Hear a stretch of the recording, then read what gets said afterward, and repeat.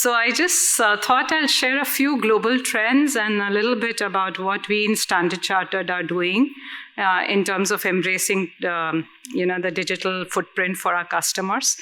So currently, we are at the end of a decade almost. When you think of 2010, actually, first iPad hadn't been launched.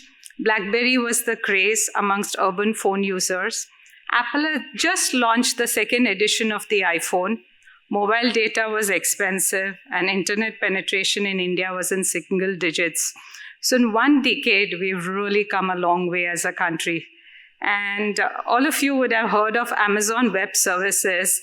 I don't know whether anybody of you has read, but Amazon makes every 11.7 seconds on an average, they make a change. So when you think of it, you really wonder where we are as, we have a long way to go as institutions when you compare yourself with Amazon. And the pace of change that we witness actually in automation, whether it's RPA, ML, AI, and now we have intelligent automation, which is a continuum of all these. I think what we should bear in mind, whatever may be the technology terminology, it works best when you develop and build with the client at the center of what you want. And very often, organizations make the mistake of thinking that they understand the customer and design things, and then it doesn't sort of get accepted. And in fact, in our own bank, when I joined, they had developed video banking. It has not taken off. So, very often you think this is a great product, but the customer acceptability doesn't happen. So I think big learnings for me, one is, of course, customer centricity. The second thing that we have started putting in whatever we do, when we design, whether it's a brand campaign or whether we design certain digital tools, we actually involve a set of millennials. And we ask them their feedback as suppose they were the customers. It's very important because I think there's a big gap between all of us and how the millennials think and accept technology. So this is, again, a big learning for us. And I think as a country, I think we've come a long way in terms of the whole the way the digital, banking sector particularly has been at the forefront of embracing technology. It's quite tough for banks to do that, given the fact that data security is a big issue.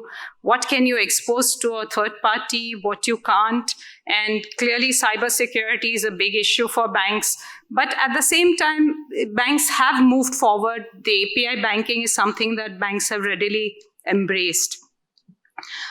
One of the brightest examples of AI, I think everybody knows Hanson's robotics, Sophia, the social humanoid robot, and also a citizen of Saudi. So on a lighter note, I thought it makes me wonder if we are headed for times where identity forms will carry a personhood as a category, whether we have to declare we are human, humanoids, bionics, or something else in one decade. And that's something that I'm sure will come in 10 or 15 years hence. And all of us experience AI as users in some form or the other, whether it's Google Maps or whether it's ride-sharing companies who use, who have their navigational tools built on Google Maps, etc. And a lot of us would have experienced Google Assistant, etc. So I think clearly, as users, we are all constantly experiencing technology. Where we see AI being really used for personalized user experience is something where, if we take Facebook, for example, whether it's messenger, chatbot, algorithmic newsfeed, photo tagging, AI is deeply embedded in Facebook's platform. And the company's artificial intelligence team has trained an image recognition with 85% accuracy using billions of Instagram pictures tagged with hashtags. So as banks also, what we are working on in our bank also, we've just launched what we call hyper-personalization. And clearly banking is moving that way. So suppose I'm onboarding a flight and I'm going overseas. At the airport, I'll get a message, do you want to buy travel insurance? And I click yes, and it's debited to my account, and I get travel insurance. Or if I'm shopping in a mall, and I'm, based on my credit card behavior, actually, if I'm near a store where say Zara, where I buy clothes, I'll get an immediate offer. This is the offer on Zara. Would you like to take it? So this is where banking is also moving in terms of hyper-personalization. AI is also turning to be a game changer in healthcare. I was reading about Massachusetts General Hospital, one of the oldest hospitals in the world. They have tied up with NVIDIA to implement AI-powered machines for disease detection, diagnosis, treatment, and management processes. The programs are currently training with more than 2 billion medical images. That's like 200 crore medical images in radiology and pathology. That is the power of how big data is getting used. And the hospital has recently completed a pilot program using AI to quickly pre-screen patients for what is called a collapsed lung. And increasingly, we are finding that this AI is getting used in a very good measure by companies. So Atomwise is using AI technology-based neural network to extract insights from millions of experimental affinity measures and thousands of protein structures to predict the binding of small molecules to proteins. And this has improved the hit rate by 10,000 times and screens 1 to 2 crore compounds a day, while identifying characteristics of patients for clinical trial. So all this is helping them address issues like Ebola and multiple sclerosis. So clearly, we're seeing not only banking, in many fields, we're seeing how big data and AI are converging to have solutions for things that have not been sort of addressed. For banks, I think digital transformation is forcing banks and financial services to change their business model completely. And I just heard the Blue Star gentleman talk about the whole culture change. That is a big thing that we have to really focus on. So, for example, in our bank, we launched real-time onboarding, and we had to actually work on how you unlearn and learn. It's very important for people to unlearn the ways of doing old ways of doing and learn the new ways of doing. Only then the whole thing is successful. On hyper-personalization, there was a BCG report which said that 20% customers who expressed interest in a product or service don't mind paying a premium if the proposition was personalized. And 22% customers are happy to share some data in return for a more personalized product. So customers are willing to, sort of open up a little bit of their data for a personalization. And that is, at least for banks like us, that is the journey that we are looking at.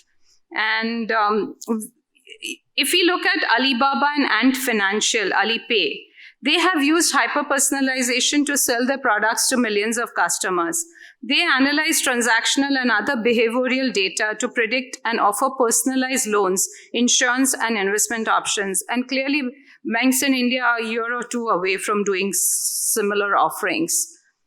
Amazon, of course, everybody who is shopped experiences Amazon constantly doing hyper-personalization, where they say, people like you bought these products.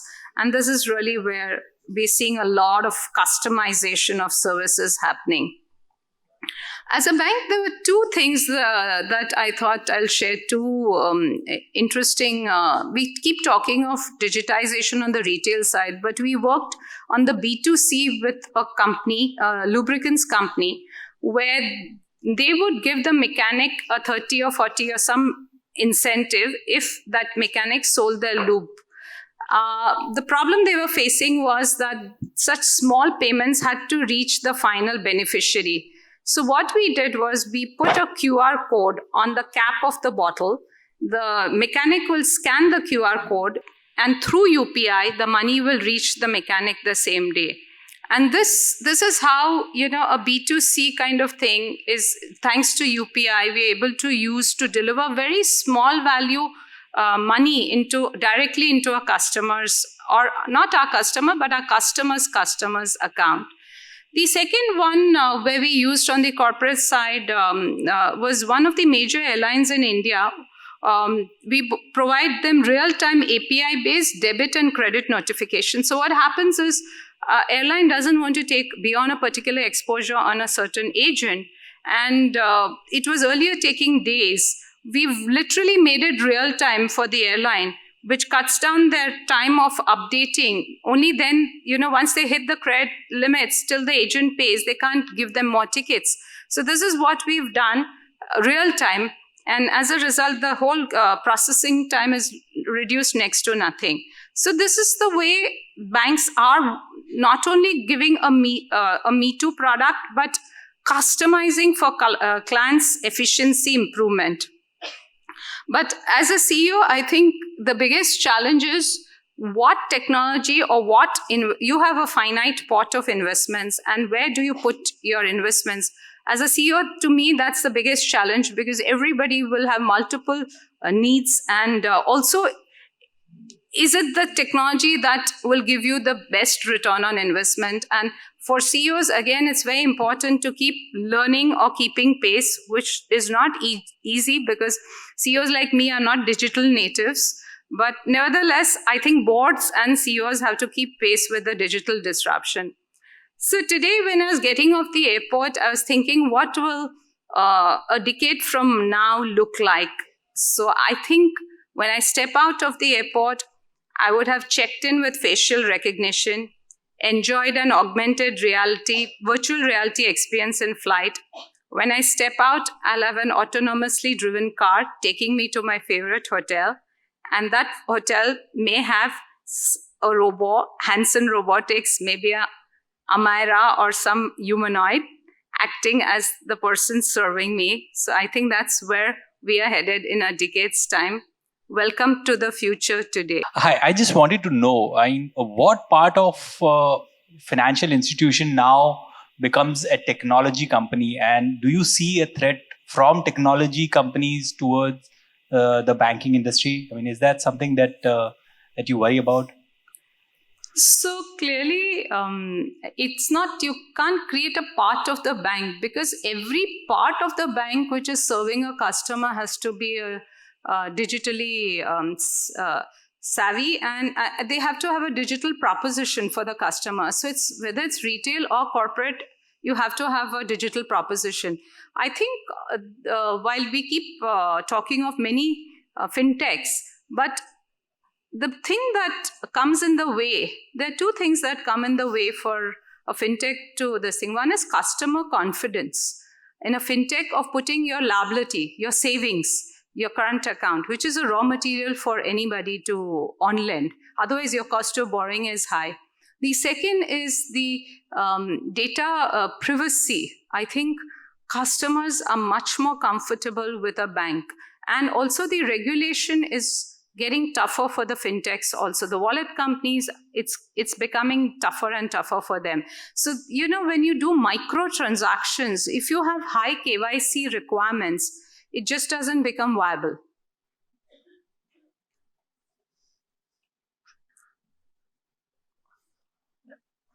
Out there.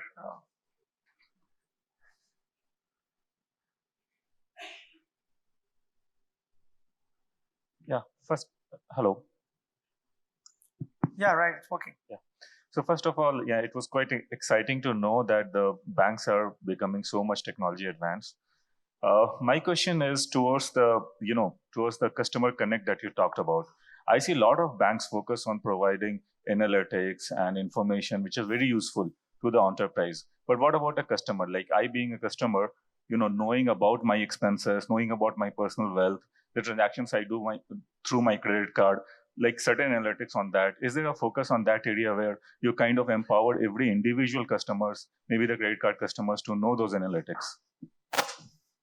So the analytics are being used for personalization, but we're also working on, banks are working on robo-advisory for wealth. That's something that most banks are working, or some of them have launched. And that's really where a customer gets an advice, but he can customize and do certain things. Analytics that banks use, for example, if I have a credit card customer and I see a certain spending pattern, I will make a credit assessment. So, for example, if somebody is spending like 15 or 20,000 a month using the credit card, and the pattern is what kind of purchases, then from that you can deduce that their salary will be X. Hence, I can offer a personal loan, or I can take a credit call of this amount. So that is where banks are using the internal data for customer. On wealth, clearly, I think there is some way to go for banks locally while robo-advisory is one leg, but it's also about how do you see, it's not your wealth with only one bank, but how do you see your entire wealth, and how do you then enable you to decide? So those are the things that are work in progress, actually. Any other questions? Actually, I have one. So, you started almost 30 years back with ICICI Bank. The nature of banking was very different. How have you seen the entire transformation in the last 30 years in terms of amount of humanization of bank versus now digitally technology-enabled bank? Where does the human factor now budget into your roadmap? Yeah, so I think there's always a challenge. How do you do digital with a human touch? Increasingly, we find that a lot of the customers are quite happy. The new millennials, they're quite happy not even engaging the bank. They're quite comfortable so long as the tech platform is intuitive and enables them to do their own investments or whatever. They are not keen to engage with a human. But there's a certain segment of customers who are maybe 40 plus years age. They definitely want a human. So as a bank, we have to cater to both segments. And that's why it's part physical, part digital. So we call it phygital nowadays in the banking parlance. That's how banking is. And do you see India that more lopsiding towards digital and have a complete digital bank? No. Oh. We're not seeing that. We still see a lot of customers wanting the physical. Physical. Yes. So it's a partial physical, partial digital. And I don't see that changing in 5 years. At least. I can't say about the 5 years post that, but next 5 years, there are a set of customers who are just wanting to be still engaged with a voice, talking to somebody, engaging. So it's different customer profiles. Awesome. Thank you. Yeah, I think we'll take that as a last question. Hello, ma'am. What role do you see data privacy playing in... Sorry, who? Data privacy. Data privacy. Yeah, in offering an exceptional consumer experience. So data privacy as banks, anyway, it's something that banks are supposed to. So I think the data privacy becomes an issue with platforms or people who use your data in a way. But as banks, we are regulated. So I don't think with banks you should worry about data privacy. In fact, even the Aadhaar data, we are supposed to sort of encrypt and put it in a vault. So as banks, the regulation is far stricter.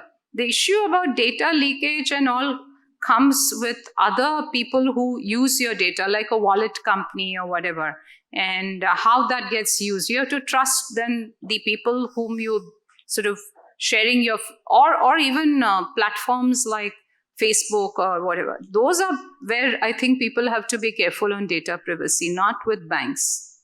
It's getting more and more stricter for banks, actually, the data privacy part. So. Yeah. Okay, we'll take more questions. One more. Hi, thank you for welcoming us into the future today. So you have been instrumental in not only creating customer experience at an enhanced level, but also employee engagement innovative practices. So how do you think artificial intelligence can impact this particular piece going forward? Employee engagement. I don't think we've used AI in employee engagement, as of now at least. But yeah, maybe few years hence, one doesn't know.